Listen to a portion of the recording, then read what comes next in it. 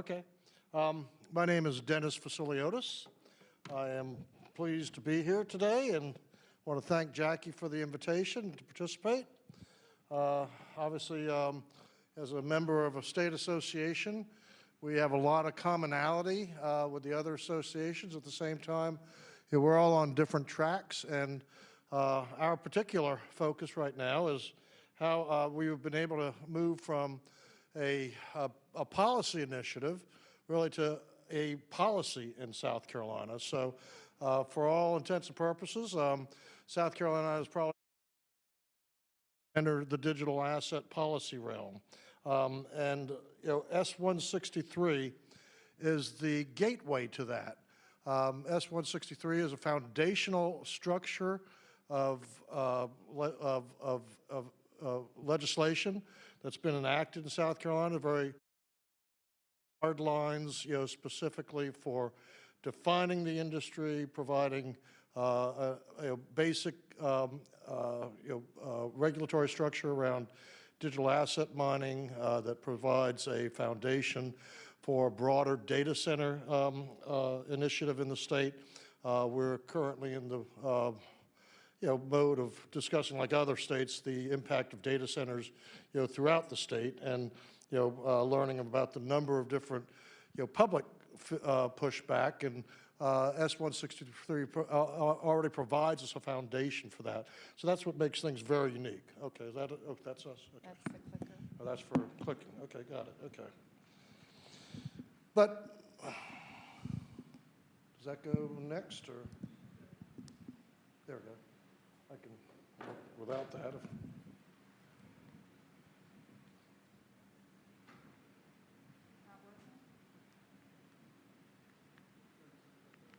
There we go. Oh, okay.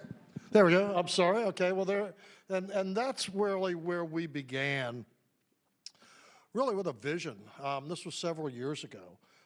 Looking at this from the standpoint of freedom technologies and what is freedom tech actually? How can we really identify what freedom tech is? How can we relate that in an image?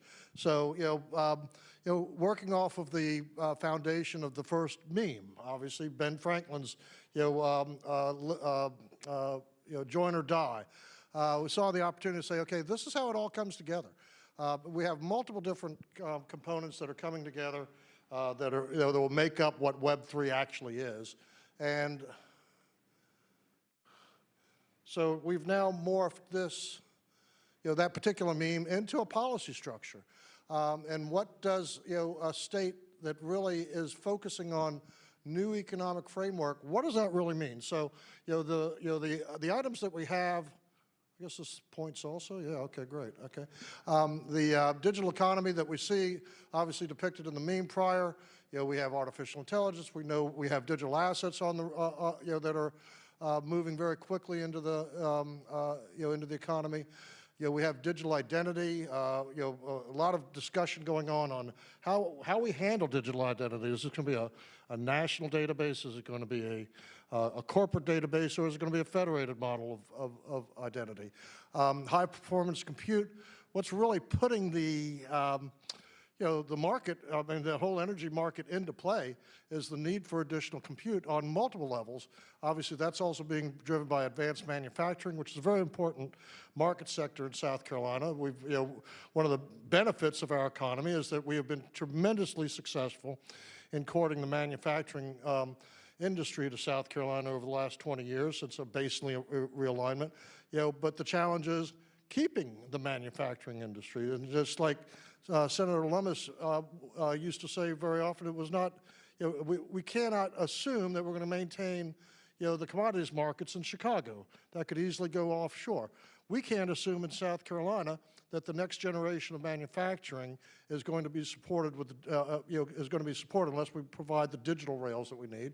Cybersecurity is another very important area, obviously, and of course, workforce development in all markets is important. So we see that the states that are really going to be integrating these systems, we already see that they're attracting investment. It allows for building a resilient infrastructure internally. We're creating high-value jobs instead of just looking at perhaps 1.5 times the local increase in a rural area. We're looking for 2 or 3 times that. How do we protect our citizens from identity overreach, and how do we lead the AI economy in the long run? Oops, backward. I'm going to figure this one out. Okay, here we go. So S163 really provides us the foundation for all this.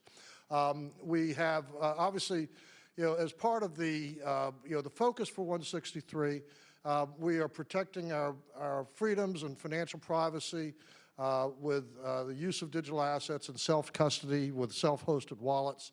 We're providing legal clarity associated with digital assets. I mean, we haven't gone as far as the UCC Article 12 amendments, but we are in the process of working with that as well. But this provides us tax neutrality, for digital assets. It positions South Carolina as a leader, and we're really focusing on how can we bring this messaging to our rural areas, really to understand that financial sovereignty is really the next big step, to taking control of your lives. The key provisions of 163 involve digital digital asset custody rights, the freedom to transact, as I mentioned, prohibits unlawful discrimination. And this is really something associated with, actually using blockchain as an underlying technology, as well as, potentially trying to change zoning ordinances, where digital asset mining may be taking place, and actually segregating the industry, as a specific industry. Obviously, the legal recognition of digital rights as well. I mean, we're recognizing that that digital assets are intangible personal property, and just explaining that concept. I mean, in its own right, I'm sure everybody understands. That's a challenge in its own right. Sometimes people want to see, feel, and smell things. But overall, our regulatory guardrails are designed to support innovation, and where S163 really changes the mode and the model in South Carolina is we have 3 regionally competitive markets for technology and innovation. We have the coast, which is considered the Gold Coast. Obviously, it's characterized by a lot of bioscience, a lot of cybersecurity innovation. Obviously, we have the upstate area, which is the Greenville-Spartanburg corridor, highly industrialized area between Atlanta and Charlotte, and then we have the Midlands, the GrowCo area at that point, and the coast will do more innovation than the Piedmont area and the Midlands area combined. But what we have now, and so much of this has been targeted on specific vertical industries. So whether it's aeronautics, whether it's batteries, whether it's applied manufacturing, whether it's logistics, that's where the focus has been. Now, suddenly, we have a new vertical and horizontal innovation sector called fintech, that we didn't have before, and that just simply wasn't being recognized, quite frankly.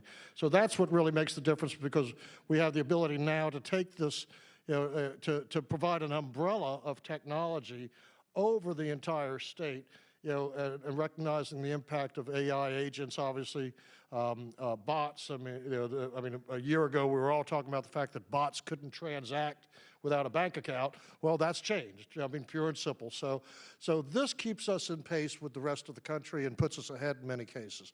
So we really see S163 as the beginning of the framework that we call AscendSC, and AscendSC is really the framework that builds on S163. So that's really where all this comes together.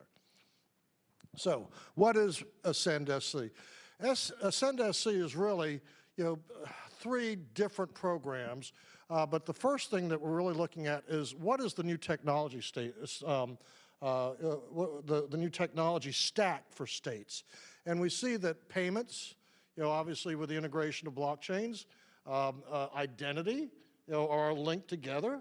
We also understand that energy is an important sector. I mean, it's allowing us to grow our economy. Obviously, if anything, we've been behind the curve in building energy resources. And then we have compute. Compute is actually the driving force behind all this.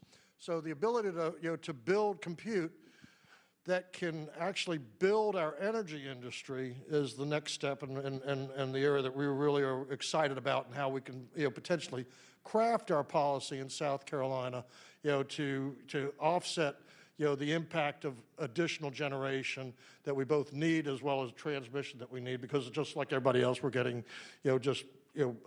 multiple interests in data centers, throughout the state. Ascend, and we call that peak. I mean, obviously, Ascend, peak is really the tech stack. Ascend is the overall framework, okay? And framework, meaning that we are building a strategic blueprint, that really, provides a coalition effort. And, our outreach has been to both our solar groups, our battery groups. I mean, virtually everybody is recognizing similar characteristics that are necessary, such as demand response for energy purposes. But putting those, and actually building our incentive programs around, the actual needs and what the state needs versus what the industries want. One thing we have learned is that the industries are very, they're very adaptable. I mean, they're looking for clear regulatory guardrails. That's really what they're looking for. And obviously, as long as incentives are competitive with other states, then, why not? I mean, obviously, we just need, now we can be very, we could actually be more proactive in that regard if we really listen to the industry and understand what their needs are as well. But we really are looking at this, Ascend really is a people-first framework, that we put together based on hundreds of responses and looking at social media accounts, getting the feedback from the public through Facebook. We've just completed probably the most extensive technological survey, informal at that, through Facebook, but well over 40 to 45,000 views of 8 different polling questions. And from that, we take this consumer-facing framework that says that we're looking for smart policy. We're looking for how do we make sure that strategic infrastructure is built to scale. We're getting the benefits out of our human capital and getting people as productive as possible, and really taking trusted systems and making them more secure. I mean, really bringing features of transparency and accountability to the public. I mean, the systems that we have now promise transparency and accountability, but they don't provide it. I mean, we see that every day. So we like to talk about the fact that by implementing blockchain in South Carolina, we are implementing technologies where we're bringing just the feature of transparency and accountability, and now it's up to the public to get involved, and also for the policymakers to understand that it's just going to be that much harder to cheat in the long run. And I mean, white hats and black hats from that standpoint. But what Ascend really does is turns our vision, into action and policy into prosperity. And that's the roadmap that South Carolina is really trying to focus on, and what South Carolina Emerging Tech is trying to focus on, to build an intelligent community in South Carolina. Next slide.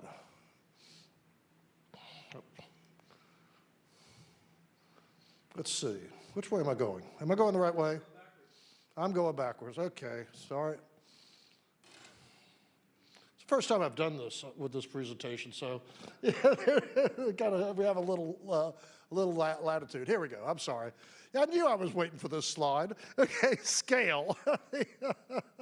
Scale is our consumer-facing policy initiative, and scale is an acronym that's very easy to understand. Obviously, we're trying to build something, but scale is all about smart, accountable, connected, and local.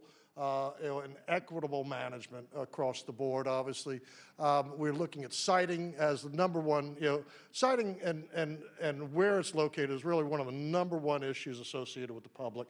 They want to make sure that we're not impacting environmentally sensitive areas. If we are, you're taking a number of things into account. There's a lot of local control associated with that. Cost causation, who pays for the infrastructure? One of the biggest fears of the public. We don't want our electric bills to go up. AI is going to push our electric bills. We answer that by saying simply, your data centers or your infrastructure, your digital infrastructure that's going to be locating there is going to pay for that infrastructure, whether it means a substation, whether it means additional transmission lines. Recognizing also that if these things are in the growth path, then a portion of that cost causation may be their responsibility, not necessarily 100% of it. So that's where we get into actual negotiation at the local levels. We leave that negotiation, to the company, that's building that project. That's what they do. There's absolutely no reason for policymakers to be trying to negotiate. And that really just lays. I mean, that's a separate animal itself, perhaps associated with, with incentives if they're necessary in a specific instance. Load flexibility. Back to autonomous energy. Really, this is autonomous behind the meter energy. There's really no industry term for that specifically, but we see the growing need, obviously the growing demand also, recognizing the need for additional generation. Being able to build behind the meter is an area that a lot of jurisdictions just simply don't have available to them because we're dealing with regulated monopolies, and we have 3 regulated monopolies in South Carolina. So that requires a code change in our state so that we could build behind the meter. There's actually a distinction, that if you're building behind the meter and you're selling that energy, that actually gets into another jurisdiction that talks about generation, and that requires much more, a much more strict guidelines for construction and a lot more requirement for public notice. But that in its own right, obviously, is the next level. Obviously, public recognizing, everybody recognizing that we have generation needs. Being able to utilize demand response, perhaps incentivizing now that we have industrial strength batteries that have become much more affordable and certainly can be justified now. Perhaps even moving some industries from full load requirements to demand response and actually providing a benefit to their energy consumption that way. And then obviously finally just environmental stewardship, understanding that water, air, noise, all of these things are important, and we don't want to impact the environment any more than we have to. So scale really provides that balance of innovation where we're looking for the responsibility by aligning our infrastructure development with community priorities, environmental stewardship, and economic growth. Now, because we have a Rural Economic Development Initiative, and everybody's been wanting a Rural Economic Development Initiative for years, but now that it's here, nobody wants it. I mean, has anybody experienced that? I mean, I'm sure I am. If you're talking to the public, you have, believe me. So really, we looked at this from the standpoint of how does this benefit the rural farmer? And obviously, we've had so much focus on carbon capture, and this whole really divided conversation. But in fact, we have, whether it's a blue state, red state, but what we see here is that we have the ability now, for farm as a program, to take some of the lessons we've learned from carbon sequestration, to agrivoltaics and things that we're actually doing right here in Maryland. I'm planning to go down to see Carbon Country, hopefully sometime this week, to see some of the projects that they're working on down there. But I mean, we are a conservative state, so we need to repackage this, but we need to repackage it on the basis that the game plan is, how do we keep family farms in South Carolina? How do we expand the revenue stream? So family land preservation is the #1 priority of farm. Obviously, getting more production out of our agriculture. A lot of the pushback on solar is that they don't produce anything for the same amount of land that might be agricultural. But the reality is that some of that agricultural land is not as productive as it used to be. Some of it may be young growth forests that can be taken down. You can get a better revenue stream out of the solar field that you're putting on there, and it's just productive. But it also, some of the input I've gotten from some of the farm groups is that it actually provides a better grassland for grazing and such. So, so there are ways for all this kind of work, to work together. Rural prosperity, obviously, is in the long run is what we're looking at. How do we create new jobs in that area? How do we promote local businesses? One of the things that we see, obviously, is that the data center, programs themselves, obviously the builds themselves, the largest construction build in the country right now, but this is really a blue-collar renaissance is what's happening. And we need electricians, we need plumbers, we need HVAC contractors. We need to replace aging contractors, with, I mean, people my age, needless to say, that have built a business, but at the same time, don't have anybody to pass it on to. So bringing those new, talented, inquisitive high schoolers, maybe, looking at college, thinking maybe, or we're going to get into college, do we need to go to college? Building in a trade relationship now in a small town in South Carolina, getting on a job site, building there, becoming making a move from an apprentice electrician to a journeyman electrician. We saw it in the Bitcoin mining industry where you had kids going out from high school, building small rigs now. Some are actually building AI inference centers now, quite frankly. So, we're looking at taking, a kid that could potentially start, locally maybe at $50,000, $60,000 a year as an apprentice electrician, going immediately into the $100,000 range, and over a 4 or 5 year period, making $250,000 a year. I mean, these are not my numbers; those are the numbers by one of our corporate sponsors that are actually building in, the West, in the Permian Basin up in the Oklahoma area right now. So, and in the end, 4 years, they come back to Kingstree, South Carolina. And maybe they finance the family business that, the barbecue business that, that somebody. So we see the ripple effects potentially that could happen in these rural economies. But right now, everybody just sees the, all the negative activity that's taking place across the board. So we really are looking for a market-based innovation program. We're looking for solar projects that will stand on their own.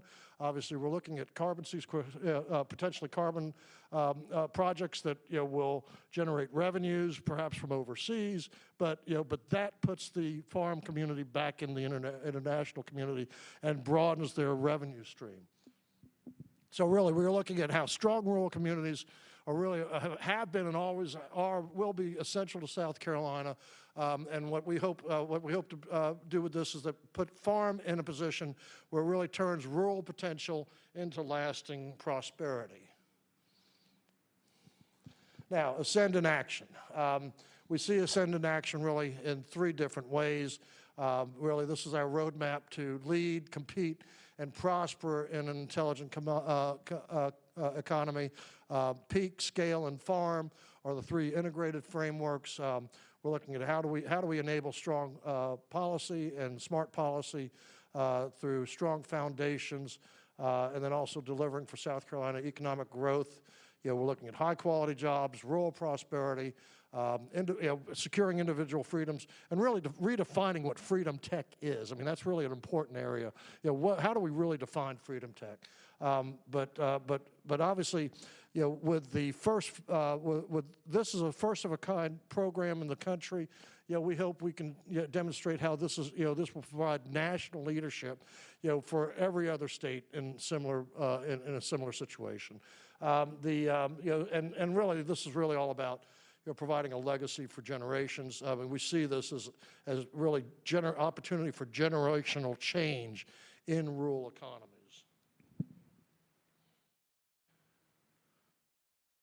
So the path forward. I mean, building on this really together, we are looking at bringing together other groups within the state.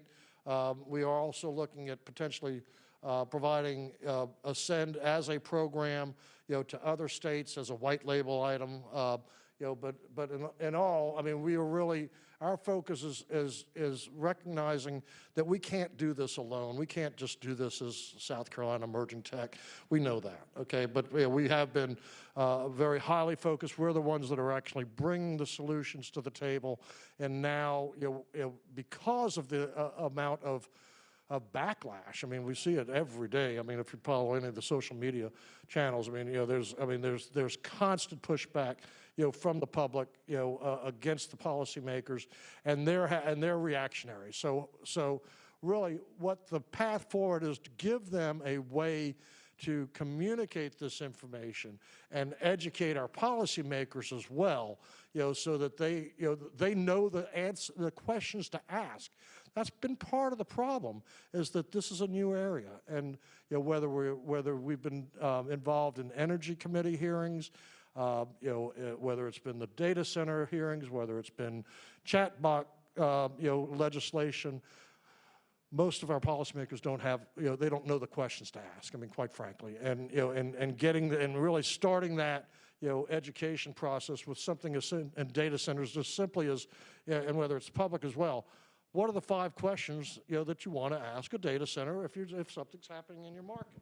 And we have a series of infographics that we've put together now, that we're in the process of rolling out, that will talk about our state as the one state, obviously the framework associated with it, and what the opportunities are in the long run. So now I might be running a little bit ahead of time, Jackie. So I'll. Really what our economic North Star is all about: building a future-ready South Carolina for generations to come. We see the future as our destination. I like to say, we're trying to train our folks to look through the windshield instead of the rearview mirror. And there's also been a little acronym that's been coined in the past, that South Carolina is always the state that waits. We want to make South Carolina the state that innovates, and that's the key to everything. So leaning into this is very important, obviously. We know what success looks like. We know that we're looking for, to build a national model for innovation, freedom, and prosperity. Obviously, we're looking for how do we bring our families and communities together so that they're thriving across the state. There's a lot of economic disparity. There's just no question about it. We see digital infrastructure really delivering the value without compromising rights. And that's an important point, because the general public sees everything from flock cameras, to just the accumulation of data as nothing but surveillance. I mean, pure and simple, and rightfully so. I mean, quite frankly, but done so from the standpoint of citizen rights. That's the reason we have a constitution. That's the reason that we have, that we can define, what the parameters are, unlike the EU, which is just a different animal. So we're already seeing the impact of all that right now. So South Carolina today, we have S163 enacted. With today's presentation, we are officially launching AscendSC. We did hold up our press release in deference to Senator Graham's passing today, and we did post our sincerest condolences on that. We are building our coalition. Part of the reason we're here is, I'm talking to other states about participating. We're looking forward to, perhaps announcing other states that will be participating in this program, how we may market the Carolinas, in a more comprehensive manner as well, for businesses that want to locate, and also utilizing the same models that that they use for the manufacturing arrangements. Obviously, we've got a beautiful coast. People want to come to Charleston, visit. We have the financial centers of Charlotte and Raleigh-Durham on the other side of the Fort Mill, York County property line at that point. We heard earlier from the previous speaker about the amount of compliance that is going to be required when we go to 24/7, 365 markets. We see a tremendous amount of synergy, potentially between North Carolina and South Carolina in that market, between Atlanta and Charlotte and Fort Mill to Durham, and potentially for groups like Circle, the stablecoin issuers, obviously other companies locating on the Fort Mill side for compliance purposes, bringing their C-suites into the coastal area, buying a house down in Hilton Head, come and enjoy Charleston with us at that point. Hilton Head, I mean, obviously, and we've got the ability to go back and forth very easily. The wonderful the thing about South Carolina is everything's about an hour and a half from the capital of Columbia. So, so we're a small state. We can move quickly, but at the same time, I can tell everybody I've got this dent in the middle of my head because I've been banging my head against the wall for the last 8 years. So, but we finally made some progress. So, and what we hope other states can learn from this, obviously, is that we are offering a model, that we are in the process of proving. Obviously, S-163 was the first step of that, recognizing the state's own interest in disrupting itself with a program that they called Ascend. And just for a bit of historical background, that project was, we attempted to get appropriations this last year in the budget for Ascend. It's about a $100 million project. We were asking for funding in increments. Unfortunately, that didn't happen this year. So we did get a small appropriation that was offered. It was rejected, and so we decided we would take the next step and really put this into a broader framework. And that's where actually, we actually trademarked these items so that, to distinguish it from the state's own program. But the focus really is we take Ascend and we transform it into AscendSC, which really is the broader framework, because instead of I don't want to get into won't get into the details of that right now, but really it starts with sound policy. Our focus is to build public trust. That's the biggest challenge right now, because everybody's so you just see it in all the comments. The distrust of data centers and just the policy and just the the whole process of economic development, with NDAs and project codes that are not given out. Obviously, you don't know the details until certain contracts are. And how we address that really is going to be part of this process. Because inevitably, this really is about transparency and people understanding that if a different industry is coming in, they may need to know as much about it as the policymakers do and the economic developers. Because again, this is what's happened. We've been, I think this entire industry has been blindsided by the amount of pushback that's coming, but we also know that may be coming, funding from that may be coming from other sources as well. So South Carolina model, our model isn't just planning to work it here, but we hope that we will make this a blueprint that other states can adapt and lead with as well.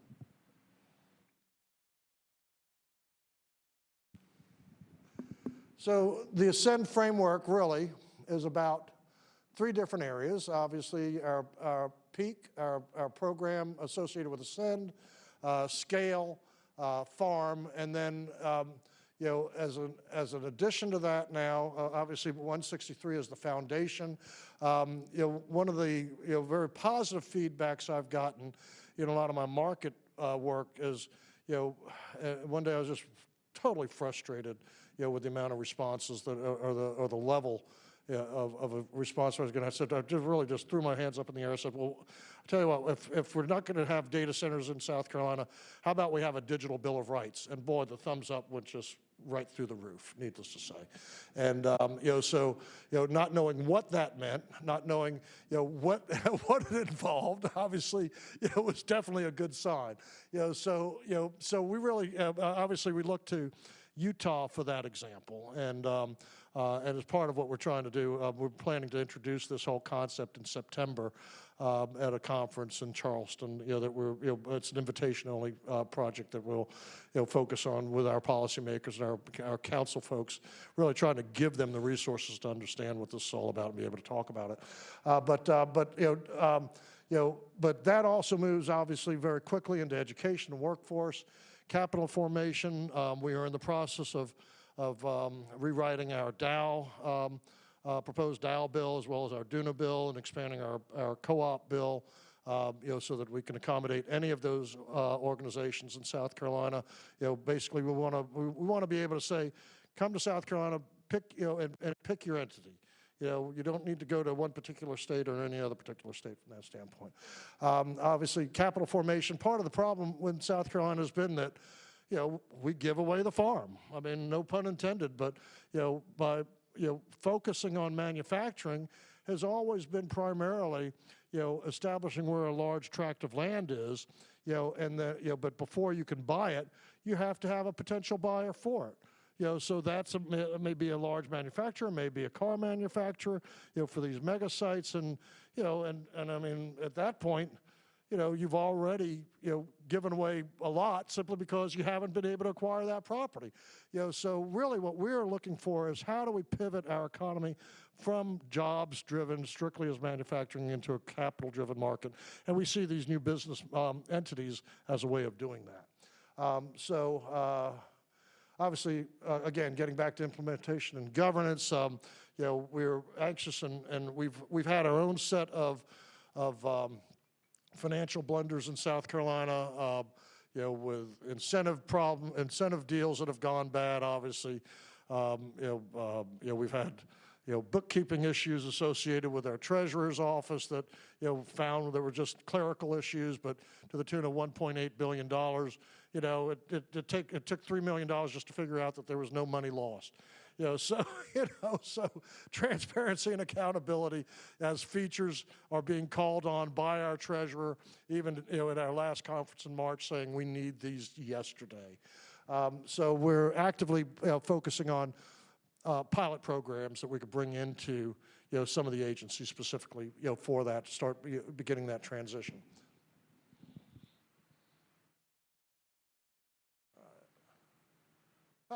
There we go. I think I'm ahead of schedule. Obviously, you know, we are anxious here to, you know, talk about how, you know, we recognize that innovation requires technology.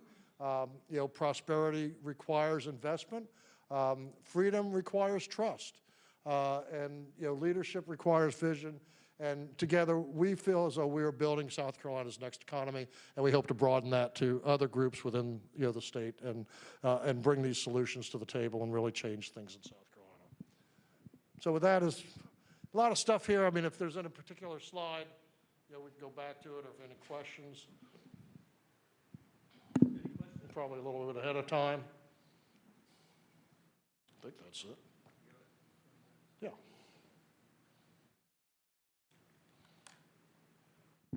Oh, sorry. Yeah.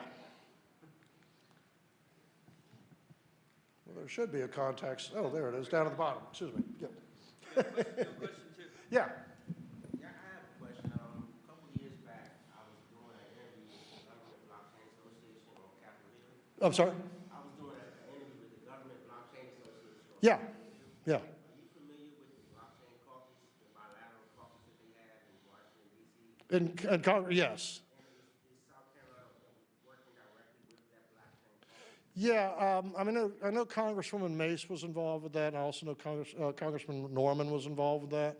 You know, personally, I've had to kind of back off from the D.C. activity simply because we just had so much to do in South Carolina, and you know, so to answer your question, yes, you know, but at the same time, I've only had an opportunity to really talk to them during the campaign when they were both running for governor, and especially, you know, Congressman Norman.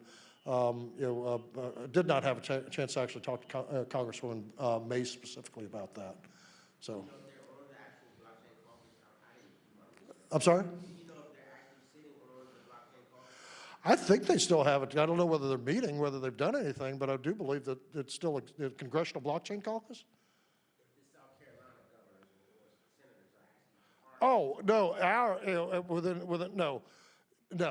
there is no blockchain caucus in South Carolina. If I understand the question. Yes. Oh, that I don't know. I mean, the only Democrat is Congressman Clyburn, and you know he has not been a particular advocate for this industry by any means. I mean, he's been, if anything, pushing back. You know, so I don't believe he is a member of the Congressional Blockchain Caucus. Right. Yeah, well, if you look at Stand With Crypto's rating, I think, Congressman Clyburn is, down there in the C+ range, yeah. Yeah, whereas everybody else is in the A+ range. And, I mean, even with deference to Senator Graham, I mean, he was our positions differed over time, but he did, obviously, take up the, the fight, and he received a very high rating, from Stand With Crypto. Any other questions? The biggest question now is who's going to be the next senator from South Carolina. That's what we're waiting for. Yeah, it seems the popular opinion is that the governor will be naming his sister, to fill his term, and then we have a primary that will be held in August. So we've got obviously a number of contenders. I know Representative Norman has thrown his hat in the ring also, and certainly could be a good opportunity. The question is, yes, sir. I'm sorry? No, I was just going to say that obviously there's been a lot of backlash for anybody that ran for governor, potentially being appointed. Let's put it that way. Running is a different story. Yes, sir.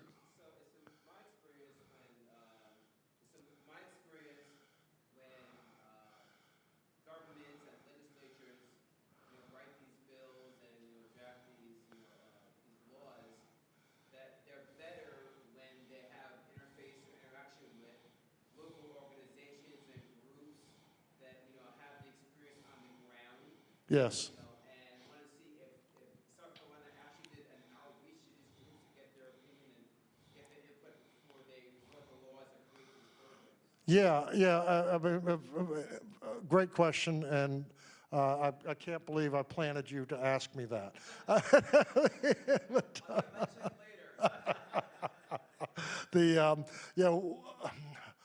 Part of what's happened over the last, this really has been organic. So much of what we've done really has been, really focused on the broad scale, where we wanted to see the state go, where we saw other states going, okay? But really, up until recently, there hadn't been a lot of public polling. And, but one of the things we actually held the press release today. We are announcing a poll, perhaps the largest technology poll that's ever been taken in South Carolina, where we have been polling through Facebook. It's an informal poll, but roughly posting to 30 to 40 groups. I had eight different questions that were posed over a series of time, that kind of narrowed the field to say that, obviously all industries should be regulated the same. That was one of the questions. What about a digital rights policy? And from that, we had close to 40 to 45,000 views of all of these different questions and hundreds of responses, and I've responded personally, to a number of them as well. So those are the results that we're actually working with right now. And and all of it validated what we were already working toward. So it really allowed us to say, okay, we're on the right track. But as a preface to it all, no. But it was part of it. It has become part of that process. And really, over the last 8 weeks, we've gotten the results of those polls, and we're actually in the process right now of publishing those. In the release we were planning to issue today, it'll go out tomorrow.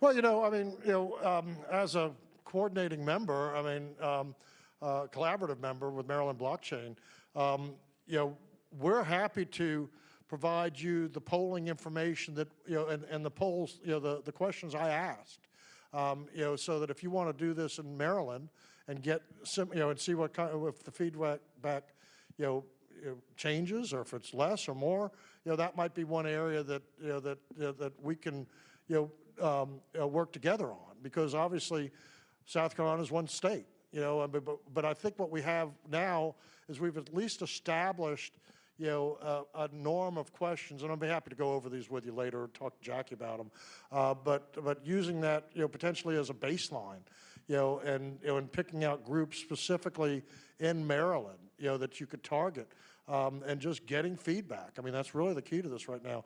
Facebook makes it tremendously easy. That's the wonderful thing about it, and I mean, I could get out to 100,000 people at least and be viewed 40, to 45,000 times, and really just posting one time and sharing it with 30 or 40 different groups from that standpoint, and bipartisan as well, So I mean, I made a point to pick Democrats, Republican groups, moving to South Carolina groups, people in small towns, big towns, really hitting it across the board. So it was interesting also, I mean, I don't know whether everybody saw, the Futurist came out today with an article, commenting on Pew Research's AI, the pushback that the public is coming back as a negative, but the underlying message is there. More and more people are using AI also, so, and whether they're protesting it or whether they're not protesting it or utilizing it for their own purposes, we have an increasing curve on that standpoint. So, it's not as though the adoption is going away by any means. I mean, people are not saying, well, I'm not going to use, I'm going to boycott this thing so it'll go away. That's not happening by any means. But I mean, to your point, the SCALE program really was designed specifically with the public sector in mind, recognizing what their concerns were, okay, and really making that the consumer-facing part of this policy, so that we're addressing the issues of siting environmentally, whether it's in green spaces or whether it's the cost causation, passing on those costs to the general public. How do we avoid that? And all of the other related areas. Any other questions?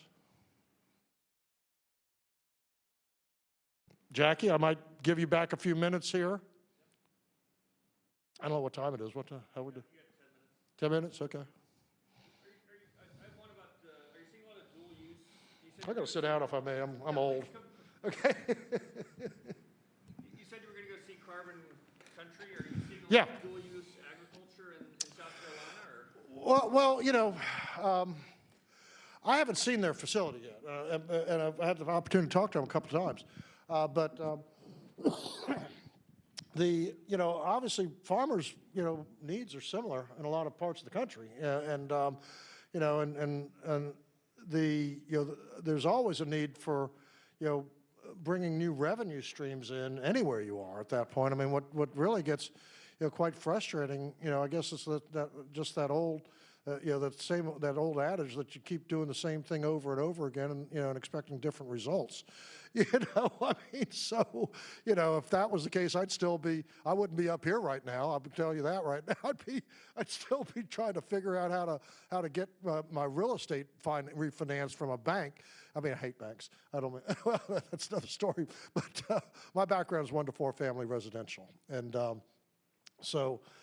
During the housing boom, and I mean, we were just having a wonderful time, and, I mean, but fortunately, I managed to maintain a discipline and not over leverage beyond 50% of a value. But, but when you just go out and fix things up and, and get another appraisal, I mean, it's just, I mean, it just continue to roll. With Dodd-Frank, I mean, all of a sudden, when the music stopped, we're looking for chairs, and, I was one of the bad guys, that ended up with more than 10 mortgages. I mean, these are small mortgages, but, nonetheless, they all count, and so, since, the conclusion of the housing crisis, I mean, I haven't really been able to get anything refinanced without having to sell things. And I mean, at 62, we managed to muscle through a 7-year recession. But, I look back, I said, I don't want to do that again, so that's what really started me on the quest of looking for an alternate investment. And that turned out to really be my 3rd exposure to Bitcoin. And, that's when the light bulb went on, quite frankly. And, So, not having a finance background or being able to conceive of a worldwide application, we said, well, let's just form a trade association. We know we're going to have an industry here in South Carolina. Let's build from there and, just take the 5,000-foot view. So, I've been fortunate to be able to, to do this without, requiring.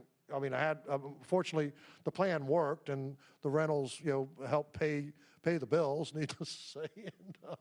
But Bitcoin as an investment, really proved to be a very beneficial tool for me. I mean, we closed on we did just the opposite of everybody else our age. We went big instead of paring down, and so we closed on what we call the house that Bitcoin bought in South Carolina, on September of 11th last year, just at Bitcoin's highs, and it changed my whole mentality about Bitcoin, about how to use it, and when to use it from that standpoint. And we looked at all of the different financing options, and it just didn't fit, quite frankly. But it really made me realize that, that's one of the benefits, I think, of this industry, is that you have something life-changing happening to you, and you see the benefits of it. You want to make sure it does do that, but obviously understanding, real estate assets,